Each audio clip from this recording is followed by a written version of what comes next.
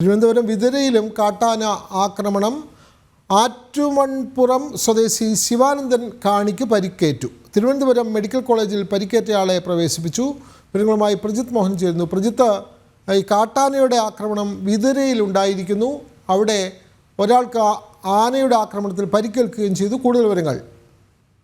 ഇന്ന് രാവിലെ 4 മണിയോടെയാണ് തിരുവനന്തപുരം വിതുരയിൽ കാട്ടാനയുടെ ആക്രമണം ഉണ്ടായിരുന്നത്. മീൻ പിടിച്ചുകൊണ്ടിരുന്ന വനവാസി വിഭാഗത്തിൽപ്പെട്ട ഒരാൾക്കാണ്. അദ്ദേഹത്തിന്റെ പേര് ശിവാനന്ദൻ കാണി എന്നുള്ളതാണ്. 60 വയസ്സുണ്ട്.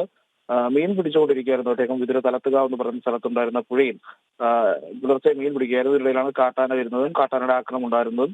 കാട്ടാന അദ്ദേഹത്തെ ചുഴറ്റി എറിഞ്ഞ് അടുത്തുള്ള റബ്ബറും തോട്ടത്തിലേക്ക് എറിയുന്ന സാഹചര്യമാണ് ഉണ്ടായിരുന്നത്. ആനയുടെ ഈ പ്രവൃത്തിയിൽ ഇദ്ദേഹത്തിന് നട്ടലിന് പരിക്കേറ്റു.